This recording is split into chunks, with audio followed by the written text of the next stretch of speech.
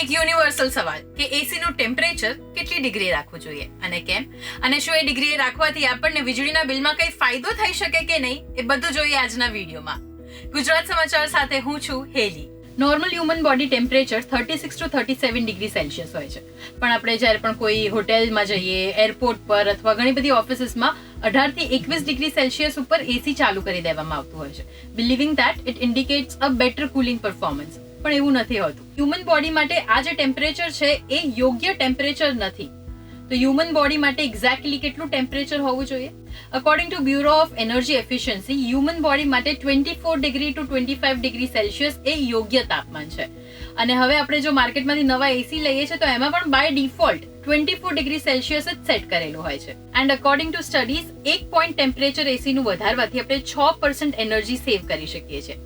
આઈ નો જે લોકો 16 ટેમ્પરેચર ઉપર એસી વાપરતા હોય તેમના માટે 24 ડિગ્રીએ ચલાવવું ઇઝ વેરી ડિફિકલ્ટ, પણ આપણે ટ્રાય કરી શકીએ છીએ. તો આમ કરવાથી આપણે કેટલી વીજળી બચાવી શકીએ?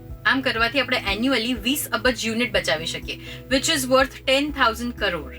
અને જો ઇન્ડિયાની 50% પોપ્યુલેશન પણ આ મેજર્સ ફોલો કરી લેશે તો આપણે એટલીસ્ટ 10 અબજ યુનિટ તો બચાવી જ લઈશું, જે ઇવેન્ચ્યુઅલી આપણને 82 લાખ ટન ઓફ કાર્બન ડાયોક્સાઇડને ઘટાડવામાં પણ મદદરૂપ થશે. અને આવી ગાઈડલાઇન્સ માત્ર ઇન્ડિયામાં જ નહીં, પણ જાપાન અને યુએસમાં પણ આપવામાં આવી છે. જાપાનમાં 28 ડિગ્રી અને યુએસમાં આવેલ કેલિફોર્નિયામાં 26 ડિગ્રી તાપમાન રાખવાની ગાઈડલાઇન્સ આપેલી છે. અને ઓફકોર્સ આ ગાઈડલાઇન્સ જે છે એ ઓપરેશન થિયેટર્સ માટે કે હેલ્થકેર ફેસિલિટીઝ અથવા તો જ્યાં મોટા મોટા મશીન્સ વપરાતા હોય એ બધી જગ્યા માટે આ ગાઈડલાઇન્સ એપ્લિકેબલ નથી.